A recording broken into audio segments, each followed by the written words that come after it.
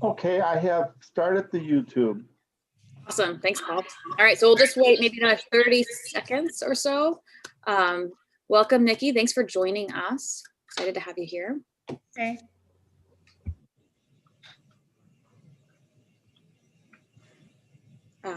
So just wait a couple of more seconds for people to come in for during their lunch.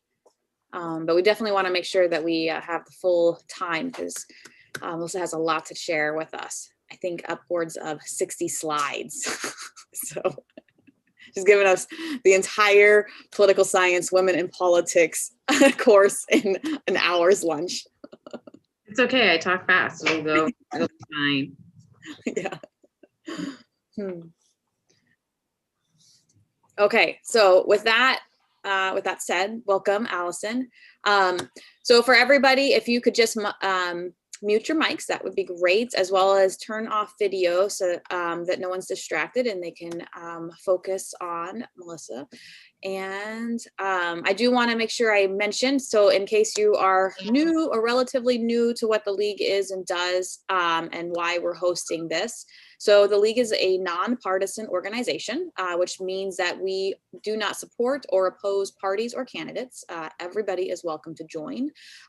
If you're interested in actually becoming a full-fledged member of the League, you can join on our website. And students, and it doesn't matter if you're taking one class or a bunch of classes and how old you are, but you can join for free if you are a student. Let's see, what else is there? Again, if you want to join, the easiest way to do that is either to go to our website and we'll post that into the chat, but it's lwveup.org. That is where we keep all of our information, our in-house information, but you can also go to lwvmi.org, which is the state organization. So the EUP League is a unit underneath the state league. So the reason we decided to do this Lunch and Learn Women Lead series, specifically for Women Lead, I've lived in the Sioux now almost 5 years and looked around, and there's not a lot of women who are running for office. For example, we don't have any women on the county commission. And over the summer, we at the League, we spent several weeks finding all the township, school board, county commission, city commission, and everything in between across Chippewa County. And I was really surprised to see how few women who are serving in government. And a lot of these like township offices those are political, those are campaigns you have to run. And some of the few women that I did see, a lot of them were the kind of the typical secretary, but not a lot of like supervisors. And certainly some of the law enforcement, you know, like a prosecutor or a sheriff or constable, those were not women either.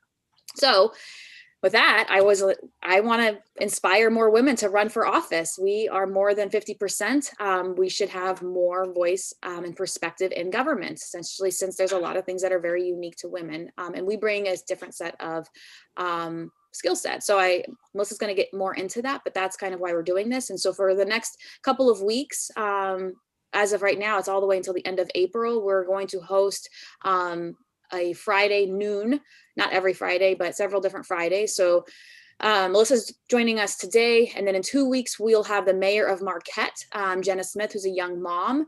And then Joanne Galloway, who is on now, she's going to come back and join us as a guest speaker, talking about what it was like to run for the 107th, so our state rep district. And then just a few weeks after that, we're going to have the state representative for the 109th, who is a woman and currently serving the city of Marquette and broader area. So we have a really great lineup, and as we come and find more folks to talk who are women or exercises or anything like that, it'll be on a Friday at noon during your lunch break. So with that said, which was a lot, I am going to introduce you, Dr. Shaffer-O'Connell. I work with her. She's my colleague at Lake Superior State University. She teaches political science, and she knows her stuff. She's incredible. She inspires the young women in all of her classes to join. And she's been following politics for a very long time. And yeah, so let's kick it off, Melissa. All right, thanks, Amy, for that great introduction. So I am going to do a screen share because, like a typical professor, I, of course, made a slideshow for today. So Here we go. Hopefully everybody sees what I am seeing for the slideshow. So as an academic, I come at this from what has the research told us. So rather than giving practical experience running, I'm going to be telling you, what do we know about women running for office? And I love this first slide because really for three reasons. One, it shows these are the 2020 Democratic presidential candidates for the primary, and it shows that women can be successful because the first woman that you see there, Kamala Harris, while she didn't get the nominee to be president, she is the vice president. So the second highest office in the country is being held currently by a woman, and the rest all sit in other offices as well. Secondly, this is a great starting slide because these are the Democratic presidential. And what we know is that a lot of the women who run for office run as Democrats, but that's not to say that there are not conservative or Republican women who are running for office and being successful in achieving office. And I'll come back to that point later in the presentation. And finally, this highlights the point that a lot of the research that's done on women in political office is done at the national level. There's not a lot of focus at the local level. There's a little more at the state, but not a lot at the local level. So when we're talking about women running in local rural areas, especially, there hasn't been a ton of research. Instead, we have to extrapolate from what we know at the national level about politics and about women running for office. So that's a great starting. But I think what we need to talk about is what do we see? And Amy already alluded to this. There's not a lot of women in office, either at the national, state, or local level. So national legislatures around the world, not many countries have reached a threshold of 50%. The US ranks 102nd out of about 196 different countries. And that's because currently, even though we have the highest percentage of women in Congress at 26%, that's still not a very high percentage considering the share of women that are in the United States. At the state level, it's a little bit better in the United States. We're at 31% of state representatives are female, and Nevada broke a glass ceiling this current election because they surpassed that 50% mark with 58.7% of their legislators being female. So it's very exciting to see what's happening in Nevada, but they're the first state to reach that point. Locally, the average runs between 20 and 30%, as Amy alluded to in our area in Chippewa County. That is for the county commission, 0. We don't have a single woman currently sitting on the county commission. When we look at Sault Sainte Marie and the city commission, we have 3 of the 7 commissioners are female, which is roughly 43%. And if you are interested in the percentages across the United States, the Center for American Women in Politics at Rutgers University, they do a lot of fantastic work on women's representation. So this is a great resource. If you just Google them and check out their website, they put up data about women at the state level, women at the national level, and why we don't have very many women. So it's a great resource for this. So my question right off the bat, since you're getting in there, is why are we have so few? Why are more men running and fewer women running? Right, and that's a great question, Amy. And there's a lot of reasons for that. One of the reasons is if we're focused on rural areas like Chippewa County, is just simple demographics.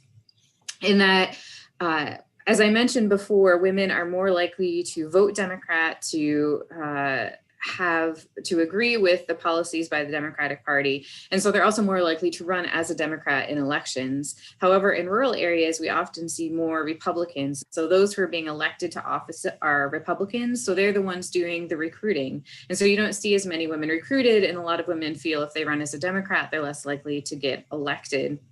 The other issue has to do with political ambition. And I a couple of slides later on where I'm going to talk about political ambition and what's going on with that. And part of it is culturally, if we traditional culture that doesn't feel that women should be running for office or that they make good elected leaders, then women are less likely to run for office. So if there's an emphasis on traditional gender roles, which is more likely to happen in rural areas, you're going to have less women running for office. Okay. It does matter women in office. So this slide is talking about, oops, sorry. Tried to click on my chat to see what questions were coming up. So when it comes to women in politics, there is a positive relationship between women in political office and the political engagement of women. So women have high rates of voting in the United States, but we don't have high political engagement in other areas. So volunteering for campaigns, donating to campaigns, running for office, women do less than men. And yet if you have women in political office, the more women you have, the more women are doing these other activities as well. So women become more engaged in all aspects of politics when you have more women in elected office. Interestingly, research has shown this is also true of men. As you have more women in elected office, you have more men engaging in politics in all ways. So it's not just women that it's impacting. And at the younger level, when we're talking about political ambition, part of it is what happens with girls. So girls, when they're in elementary school, they think they're just as likely to be president, to serve in Congress. But as they go through middle school and high school, that ambition and interest in politics dissipates. And when they have female elected leaders that they're looking up to, it maintains. And so we see girls then in high school still interested in politics, still interested in running to office when they have female role models in those offices. And so that's going to lead to more women running for office. So it'll be a positive reinforcement mechanism in place there. And then if you have enough women in office, you're more likely to have laws beneficial to women and children. So things like paid maternity leave, childcare, improved healthcare. These have been linked to higher percentages of women in political office. And according to the United Nations, you need roughly 30% as a critical mass. So you have to, just having 20% isn't enough to get those laws. You have to have at least at a minimum 30%. And as you noticed from the previous slide, we haven't reached that critical mass yet in the United States. Yeah, what did you say it was again for US reps or for Congress? Yeah, it's 26% for Congress. We're not quite there then. So and this is the highest percentage in Congress that we have. So we're doing about the best we have ever. And yeah, we're still not at that critical mass. And that's a minimum critical mass. So doing better will get better legislation. And I guess you would even say that, I mean, you could say that locally too, right? And at the state level, I mean, this is not just for Congress, but there's a lot of state laws that could help women and children and families, elder care, that women are keen. This is oftentimes a space that we occupy. And so even at the state legislature level, as well as our county level, this could make an impact. Right, and that has a lot to do with women are more likely to sponsor this legislation, or whether you're looking at not just, you know, whatever the case may be for the policy, if they have other women to support them, and if they feel that they have enough to really convince the men in the room as well. If there's just a single woman or one or two women, she doesn't have the support to move forward with this and to convince her male counterparts. So that's part of it, have to have so many women in order to make these changes. So when it comes to women not running for office, a big part of this has to do with political ambition. Lawless and Fox are the two of them do a lot of work on political ambition and why there aren't women in office. They have a number of books. This data is coming from their 20, it still takes a candidate. And they found that women are less likely to consider running for political office than men are. And this even has to do with young women. And so this chart shows, if you ask people, have you thought about running for political office? Have you thought about it many times? Men are twice as likely as women to say that they thought about it many times. Has it ever crossed your mind to do so? Men more likely than women to have it cross their mind. And then on the last part of the chart there, have you never thought about it? Clearly, a lot of women have never even considered running for office. And so for Lawless and Fox, they say, look, it's not so much bias in elections. In fact, women get elected. It's not a problem getting elected. It's getting them to even run for office that's the problem. It's the pipeline issue that's the problem. And there are a number of reasons why women don't have the same political ambition. And so some of it has to do with their situation in life. Some of it has to do with socialization, and then there are structural issues as well. And I have, just for interest, there was a Pew study in 2014 asking the public, why do we have so few women in office? And the top response for women and also for men, as you see on that chart on the right side of the slide, is that women are held to higher standards than men. So this isn't even one I'm talking about so much in the parts on the left side of the slide, but it certainly is a piece of that. So for a lot of women, their personal life situation may be prohibitive for running for office or considering running for office. So if you're a young mother, for example, you might be concerned about the time away from your family to campaign. And so what does that mean for your children? Because campaigning is time intensive. Additionally, for a lot of women, if they're single earners or even in a double earner household, they have their work shift. And then what we call the second shift is they come home and they're doing the childcare, the housework, taking care of any elders. So if they have sick parents or whatever the case may be to take care of, they're the ones doing that second shift. This doesn't leave a lot of time to campaign. And so they might wonder, how would I even fit in campaigning? How would I fit political office into my life as it is right now? So it's partly that situation that they're in. It's partly socialization. Society continues to tell women that they should not want to be involved in politics, that women's sphere is the private sphere. They should be at home taking care of families and not in the public sphere, engaging in these discussions. And politics as a whole is very masculine. It's competitive and aggressive rather than being collaborative. So a lot of women don't even want to engage in politics because it's not something that they appreciate or that they excel at or that they even want to engage in. I had a young lady in my office just yesterday, in fact, telling me she didn't know if she was going to be a political science major because talking about politics was so aggressive. She said, even if I go out and talk to people about politics, they get so angry and I don't want to engage with that. So she has an interest in the topic. She just doesn't want to do it publicly because of the fear of the incivility that's pervasive right now. So that's going to hold women back. I would add here as well that there is a fear element involved with political ambition. And this is something that we need to normalize. So women and men as well may be fearful that they won't get elected the first time. What if I run for office and I lose? And we need to normalize the fact that many first-time candidates do lose, that is common. It's no judgment on you as a candidate. It's just you don't have the skill set yet to win. And if we think about downhill skiing, someone on skis the first time isn't going to make it down the hill without falling. You have to go down the hill a few times and figure out how to do it, and then you can be a successful skier. And this is the same with running for office. And so if we let them know, look, there is a possibility you'll fail, but you'll learn from that and do better. And this happens to male candidates as well as female candidates. If we can normalize that, I think it would help with that fear.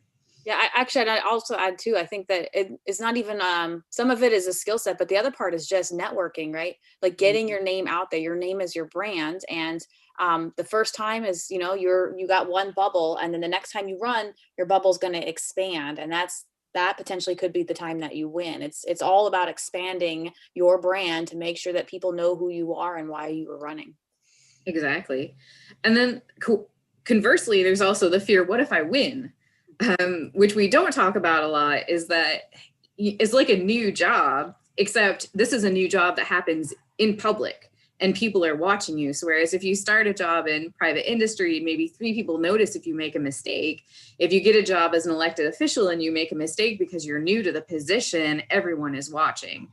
And so that can also inspire some fear because, you don't really get trained to be an elected official. You see what happens and you run for office, and then all of a sudden you're in it and you're expected to know from day one, and no one knows from day one what they're doing. So mistakes can happen. And there's the fear of, what if I do get elected to office and I make a mistake? This is public. This is not just going to happen in a private office. So that's another piece of the socialization, is the way we talk about politics and what happens in politics. And then the last piece here I want to mention, there are structural elements. So when we think about electoral design, our electoral system in the United States is really bad for women and minorities to be elected. And there are better electoral systems. I could spend a whole hour on this in itself, if not an entire class, in fact, but I won't. I'll just mention that our system is not designed to help women and minorities get elected. And the careers that feed into political office, if you think about military, executives in businesses, lawyers, these are the careers we associate with political office, especially higher political office. There's not a lot of women in these careers relative to men, so they're still not meeting the minimum for those. Mhm. So those are some of the reasons why women don't run for office. But with all that being said, there are women who do run, and I wanted to talk just quickly about when and where those women run for office. So women are more likely to run when you have an open seat. So when there's not an incumbent who's running. Incumbents are those who currently already hold office, and they have a huge advantage in getting reelected to office based on a number of factors, including, as Amy already indicated, name and fundraising abilities. But if you have an incumbent that has retired or been termed out or has moved on to another political office, that means an open seat. And it's a lot easier to be successful when you're not going up against an incumbent. There are also some districts that are considered women-friendly districts. And this goes into, again, the fact that women are more likely to run as Democrats, and these districts are more likely to vote Democrat. They're also more likely to be exposed to women in professional positions and to recognize the value that bring. And so these are districts that are typically higher income, they have more professional workplace, they're professional jobs, and they're more urban. And so women across the board are more successful running for these types of districts. Now, as you might notice, this is not a description of rural United States. This is not a description of Chippewa County. So we don't have a lot of women-friendly districts in rural US, which is again part of the reason why we don't see women running in those. And then when women run or when feminine issues are more salient. And so unfortunately, we have some political topics that are considered more masculine, war and terrorism and military. And we have some political topics that are considered to be more feminine. So education, environment, healthcare. When you have in an election cycle, issues that are considered feminine issues rising to the top, then more women are going to run and more women are going to win. If you have an election cycle where you have more emphasis on the masculine issues, and I hate to name them this way, but I think it's the clearest way to address this, then you're going to have fewer women running and winning. And so if you think about our most recent election, the top issues were global climate change, the COVID virus and healthcare and education, getting children back in school because of COVID.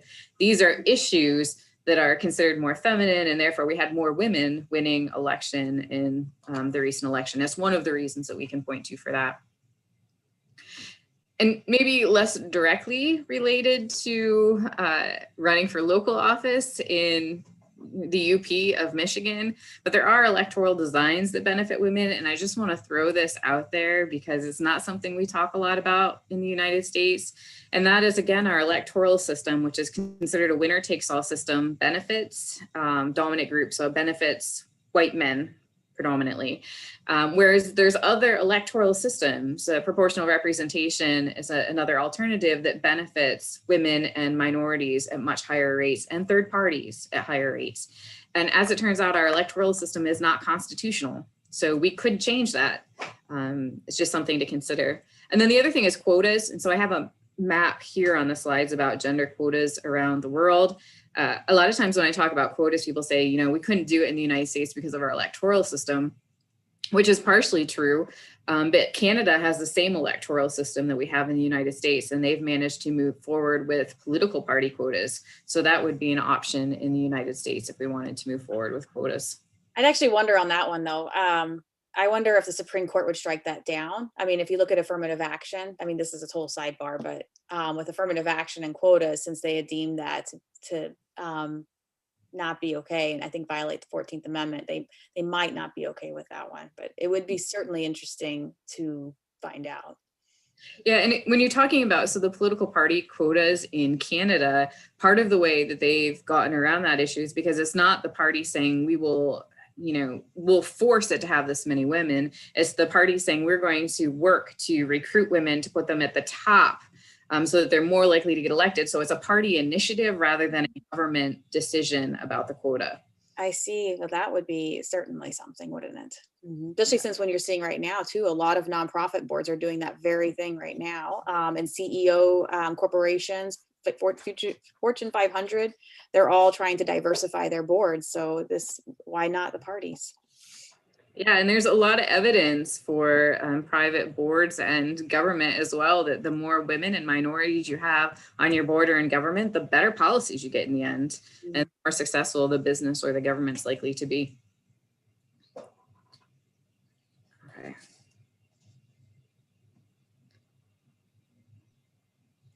So there are a few issues addressing women when they do run for office. It's difficult as a woman to run for office. This is just some of the bigger issues that I have more broadly called sexism, because that's the basis for a lot of these issues. And I have examples of buttons here on the left side. This was from the 2016 campaign, buttons that were made by Republicans about Hillary that clearly illustrates the sexism that's still pervasive in society today when women run for office. And I think the double bind that gets a lot of women right away is the likability versus competence issue. That in part because of our gender norms that still exist, women need to be likable, considered likable to be elected into office. If they're not likable, then they're considered a bitch, for example, or unladylike. They're less likely to get hired into office. However, to be likable often means not being competitive and aggressive, and being particularly competent in the political sense. And so you need to be competent in order to get elected to, well, hopefully, in order to be elected to political office. But that may be directly in the face of what's considered feminine and likable. And so you can't do both at once. And so for women, it's a balancing act. How do I show my competence, my qualifications without being deemed unlikable at the same time? Because you need both of these in order to get elected. You also have the persona issue for women more than for men. There's the idea that they're a public figure, but they're expected to talk about their personal life. So AOC is one that has balanced this pretty well, actually, where she's established she's a public figure, but she's given out enough information about her personal life that we feel like we know her. And this is expected more about women for some reason than men, that they'll be giving out this personal information, but still being a public figure. So it's, again, a balancing act in this persona. And then for campaigning, here's another double bind for women. Negative ads are shown to be effective across the board for campaigning unless it's by a female candidate. Female candidates that use negative campaign advertising are seen to be unlikable, unfeminine, and unladylike, and that's going to impact their ability to get elected into office. But for male candidates to use negative advertising, there is no pushback against it. They don't get penalized for using negative campaign advertising like female candidates do. So a lot of women have to be innovative. They have to do other things besides negative campaigning in order to get past that double bind. One of my favorite examples is some way it's how they advertise themselves. Dana Nessel had a campaign commercial in, what was that, 2016 or 2018, I don't remember the year. And the advertisement basically had the tagline of, who can you trust not to show you their penis?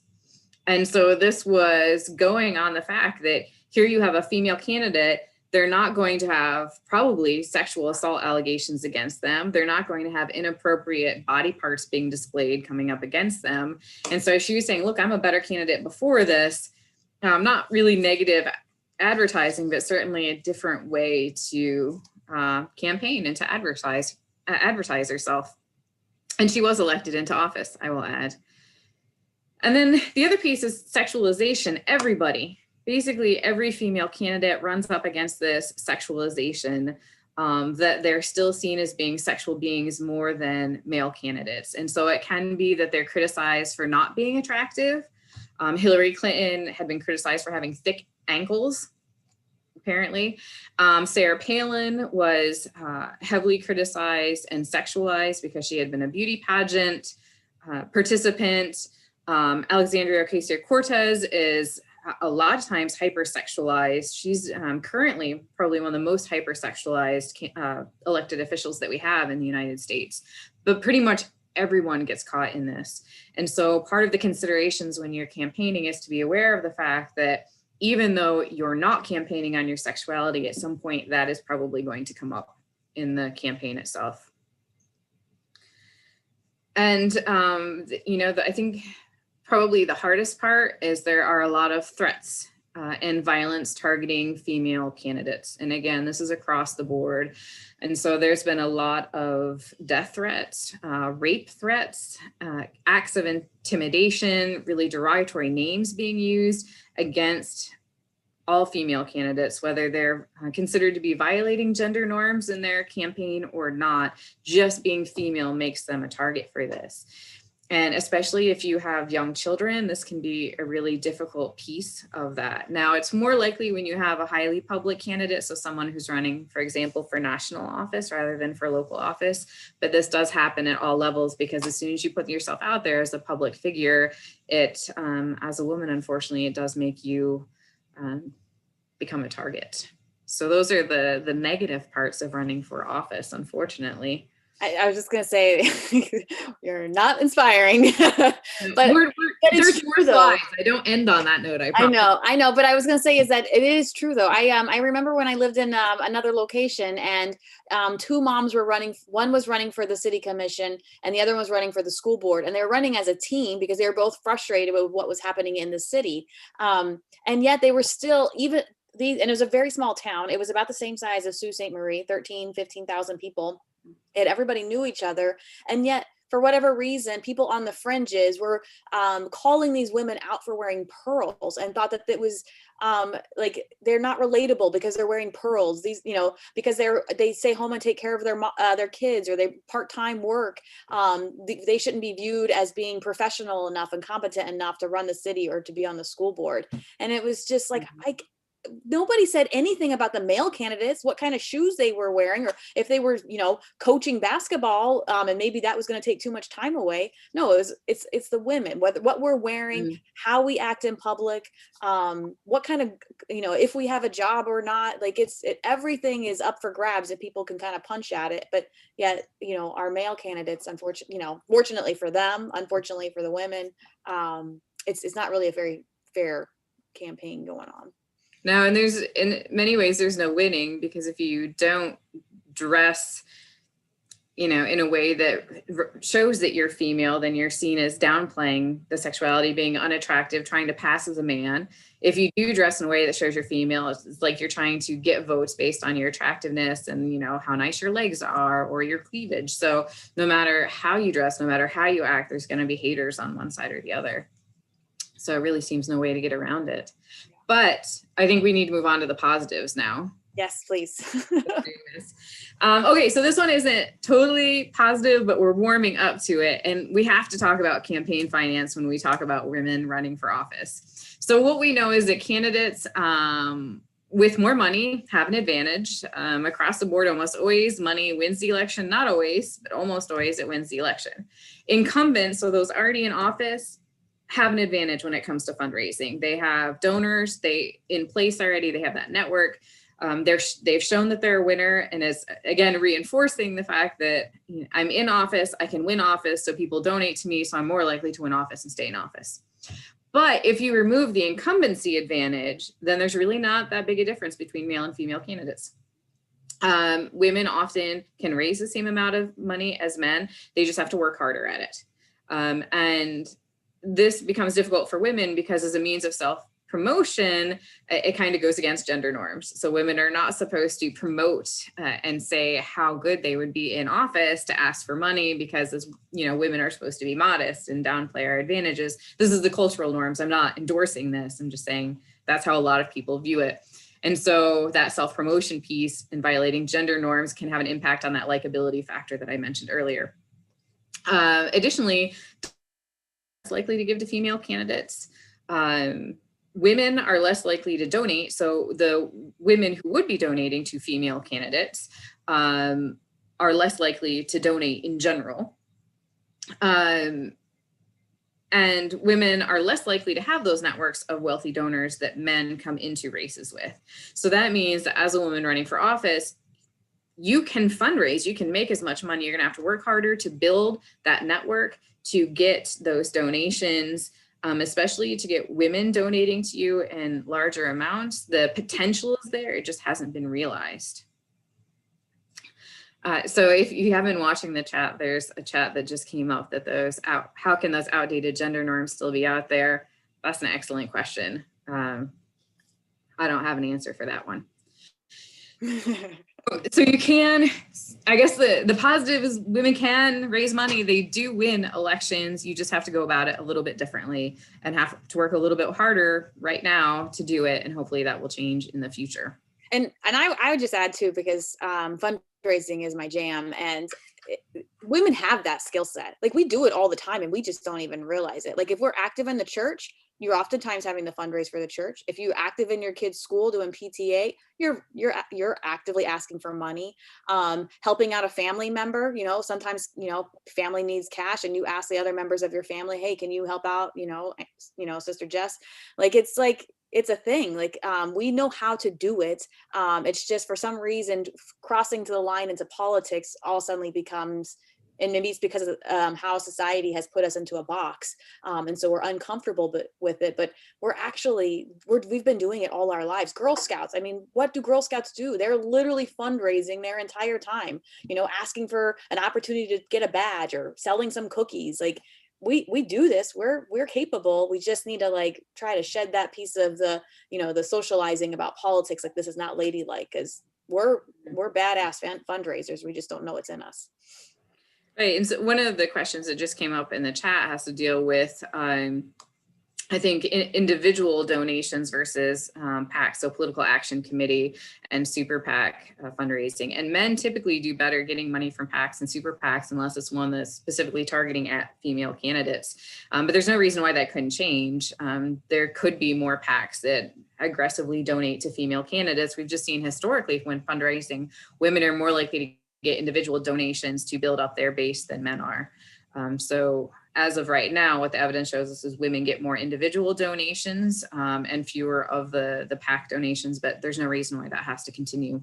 Yeah, and I wonder if the reason for that is because, as you started off in your presentation, that women just aren't oftentimes as engaged in the political process. And so they just don't know that there's this PAC or Super PAC option, and that it's easy for anyone to start a PAC for somebody. So if you're a preschool age mom, or have kids that are preschool age, and you all care about, you know, better preschools, you could literally set up a PAC to find candidates or fund candidates that care about that same issue. I think oftentimes just women just don't know that they have that power, and it's partly because they're newbies to the political process, and so they're playing catch up, as opposed to men have been doing this and then sharing that information, you know, from next person to the next person.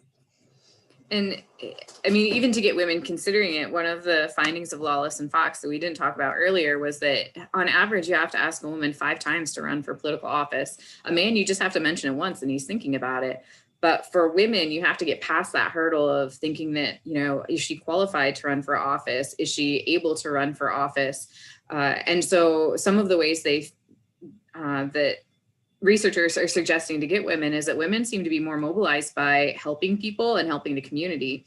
So if you're phrasing it as, you know, I think you're really great at the work you do in the community. Have you considered running for office and helping your community in that way? Or, you know, the work that you've done with the PTA is great. Have you considered running for your school board? Because that seems like a next step that you're really qualified for.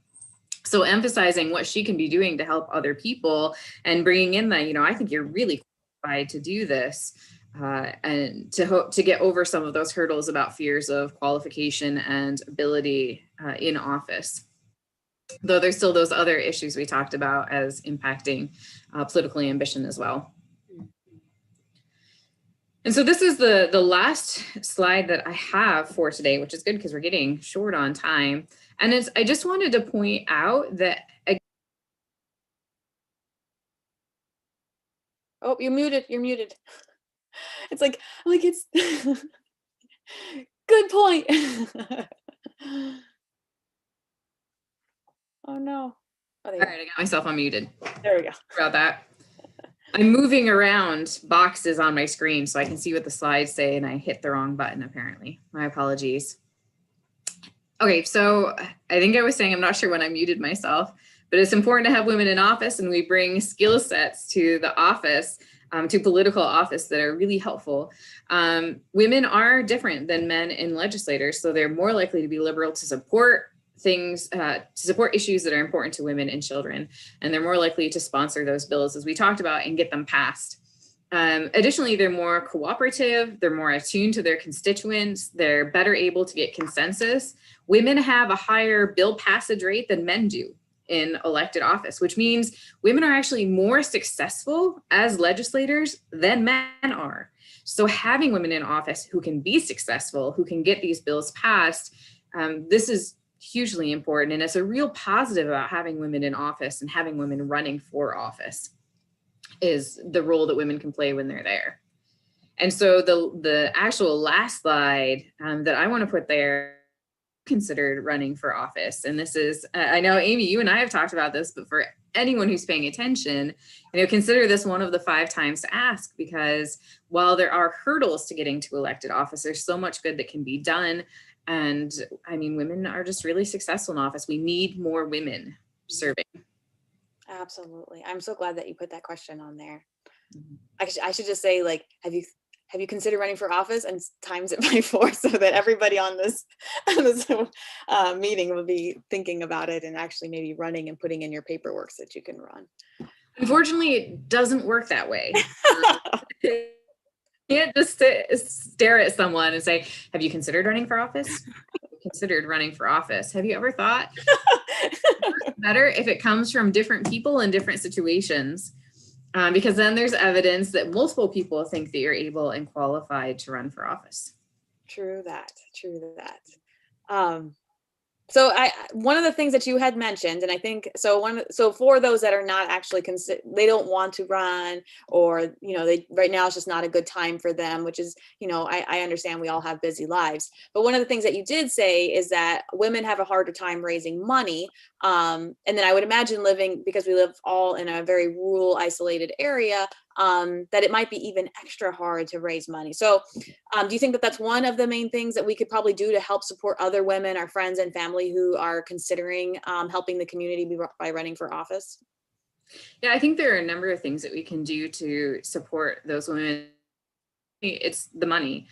So donating, and not just donating yourself, but talking to your friends and talk about how important it is to donate to female candidates, so that they get that money influx. And money builds money. The more money that a candidate can raise, the more likely they are to raise more money. So especially in the early days of our candidacy, that's when the funds are super important to get out there.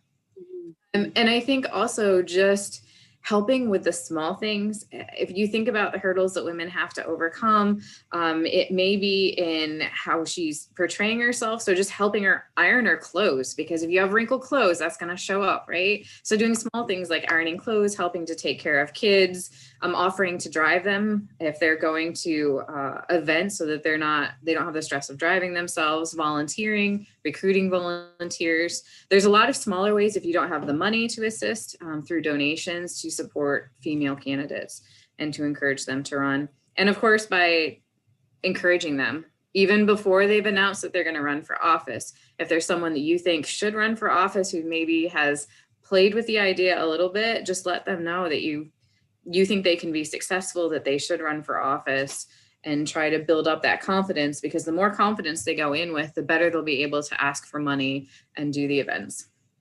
Absolutely. And I'm sure that we all know women.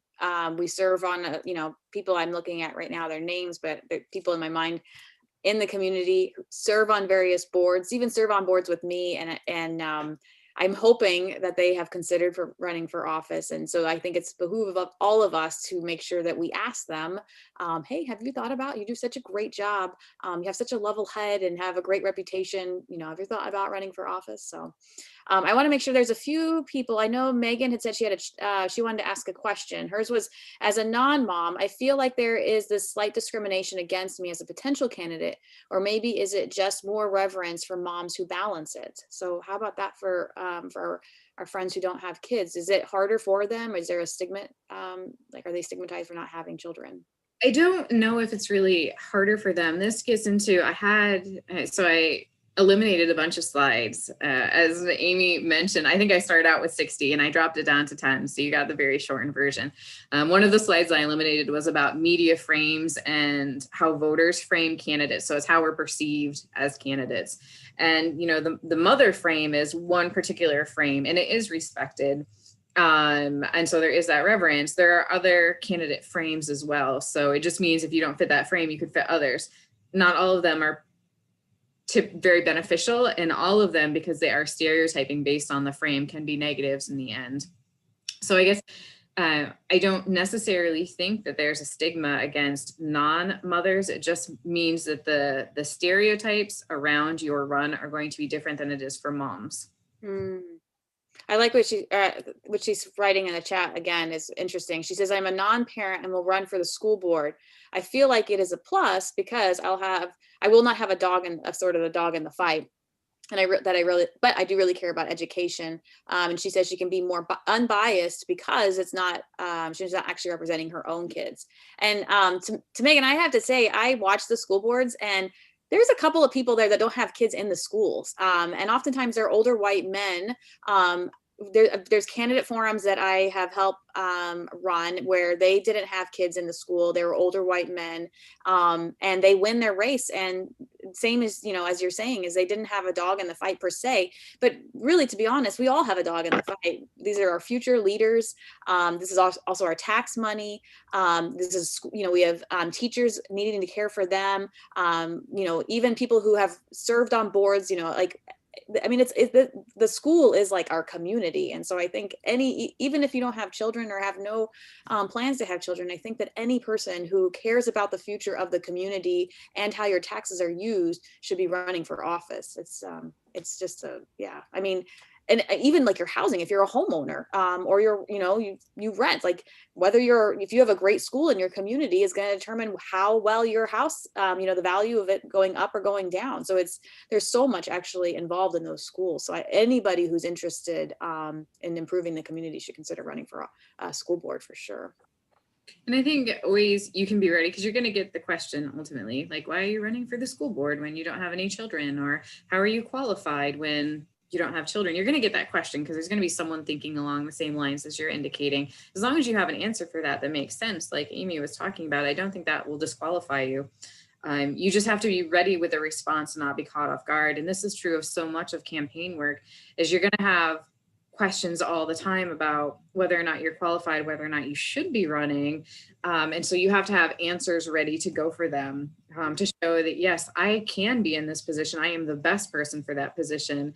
And that way turn what might seem like a negative into a plus. Yep. I like what Judy's saying here on that question as well, is practice your elevator speech. I mean, absolutely. There are some questions that you should always know right off the top of your head is, why am I running for office? Why would I be a good person for this position? If you haven't figured those out, then it's time to go back and do some more homework. But that's before you even run. That's something you need to figure out just internally for your internal motivation.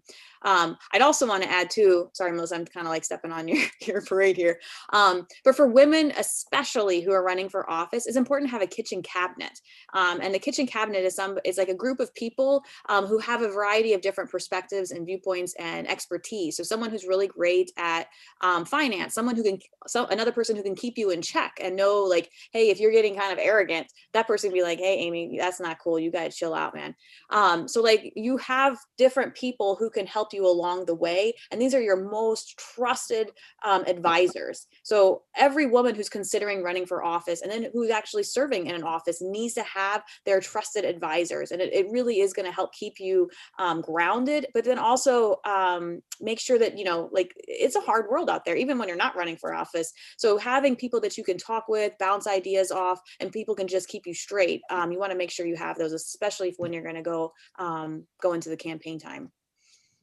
Yeah, and I was going to add the same thing. That's another way to support female candidates, is to help them work through these questions and how to respond in a way that is both likable and competent, since that does take some practice to do that. Yep. And it doesn't have to be a woman who's like your whole kitchen cabinet doesn't have to be all women. You can certainly have, a spouse or have men, but just make sure as a woman that you have a kitchen cabinet. And then if there's a woman who's looking, you're a good friend. Melissa, I'm always in your kitchen cabinet, girl. So, you want to make sure that you have your people. So is there any other questions that anybody has? Feel free to put it in the chat or even take yourself off mute if you'd like to and ask Dr. Shaffer-O'Connell. We don't have her for very long and she's got tons of information, like I said, and she said, I had to hey girl, we got to pull this back because this is a lot. See, she was in my kitchen cabinet. I sent her my slides and said, what do you think? Is this going to work? And she's like, no, you need to dial it back. I know, right? Is it Megan? Megan says you are amazing. So good job. Well, thank you, Megan. I would agree. I guess since we're waiting for anybody to have questions, but my big thing is the rural area. And it does sound like we have our own unique challenges. Like we don't have there's fewer people, so there's less dollars, right, to run after. The types of professions are not, there's not an abundance of, female attorneys or anything, it's people like me, not like you. There's only, I think, one or a few PhDs in the Sioux. So you're a special butterfly. But for the rest of us people who are not uber professional, what can we do or how can we overcome some of these burdens and hurdles that we have?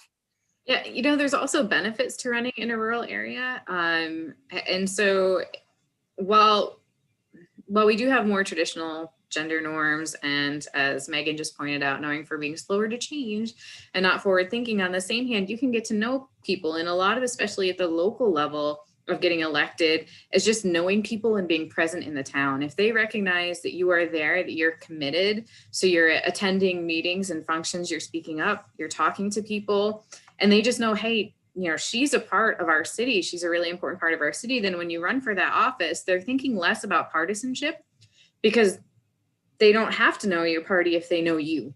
We will vote for people over parties if we get the chance. And it's easier to do that when you know the people. And it's easier to know the people when you're in a small community than a large community. So in some ways that can be a benefit. Yeah. And I remember when someone had asked me down long time ago if I'd ever run for office, and she said that let me give you some pointers or one piece of advice to make sure that you go to every single meeting and every church that you can possibly go to make sure that you're known. And the nice thing about living in a small rural community is that there's only one event happening that night. It's not like 3 or 4 or 5. So you're not running all over town fighting traffic to get to those different places. You can easily fill your night up and still have time to hang out with the family afterwards. Right. And it's also, if you know a few key people, you have an in to these events. So it's not that you're just showing up cold and being like, hey, how's it going? You have this person that can say, oh, hey, have you met this person? They're fantastic. You're going to love them. And show you around. Now you have more connections. And there's a lot in smaller communities. There's usually a few people that know everyone. If you get connected with them, they can make those connections for you. They can network for you. Yeah, absolutely. I'm looking names on this call right now, and I know some of you have been here a really long time. So you know people, and you are yourself an influencer. So we should certainly, everybody can be banding together and helping elevate the women's voice in our political system. So yeah, super cool. I think we got from Heidi. Oh yeah, go ahead. Yes, Heidi asked how feasible would it be for Lake State, and I think someone later on says other schools as well, like Bay Mills, to offer summer programs for young women that focus on increasing the number of women in politics. Universities, like rural communities, are hard to change sometimes. I will put it that way. So I think there is interest there. It has a lot to do with the money, because a lot of times you have to get sponsorship to run a program unless you're asking them to pay for it. And a lot of the young women that we want to run for office may not have the funds to pay for, some sort of event over the summer to do it. I'm certainly interested in it. I've been talking to some people about doing something like that. It's just getting the movement. What I will add, however, is there is a nonprofit that I'm working with right now that is putting high schoolers on city boards. And so they're working with Sault Sainte Marie to get local high schoolers. And a lot of times what I've been looking to work with a nonprofit so far, it's been a lot of young female high schoolers that they're putting on these boards, to have them sit on the board as an advisory role to get them used to how government works, and so they have the skills to run for office potentially as they get older. And so that's one way on kind of an individual level to make the connection between high schoolers and the city. And that's something that's in the works this summer with Sault Sainte Marie. So hopefully we'll see that coming to fruition in the fall. Yeah, I think that's wonderful. And maybe even Chippewa County, Lewis County, Mackinac counties could follow suit and get some young people representation on their boards. It's a brand new nonprofit that's working on this called Government for Tomorrow. And so they're expanding kind of slowly because, you know, being young and figuring it out. But hopefully we'll see it across Michigan at least. Yeah, no, that's great. All right. Well, I think that sums up our lunch. Thank you, everybody, for joining. Thank you, Melissa, Dr. Shaffer-O'Connell, for being our first host, to kick off our Lunch and Learn Women Lead series. If you like this, I'm super happy. Come back in 2 weeks where we'll have the mayor of Marquette, Jenna Smith, who is going to talk with us about actually running. Melissa shared a lot of hard things, and she ran, she won, and she's the mayor of Marquette. And so it'll be really fun and interesting to hear what she has to say and how she did it. And then following up with that, April 9th, we'll have Joanne Galloway, who's actually on. She ran in the 107th and did pretty damn good. So we're going to hear how hard that was for her to run. And then end of April, we're going to have the current state representative who serves in the 109th district. And that also encompasses the Marquette area, big portion of the Upper Peninsula. So she will come and join and talk about what it's like to run and serve at the state legislature. So please share with your friends and family, let them know this is open to everybody. Men and women can come and hang out because men want women to run for office as well. When women are leading, we're all winning because we all have a future and a stake in this. So thanks again for joining. If you want to join officially with the League of Women Voters, it's LWVEUP.org. I didn't get a chance to put it in the chat, but again, it's LWVEUP.org. And thanks again. Thank you. We'll see you in 2 weeks.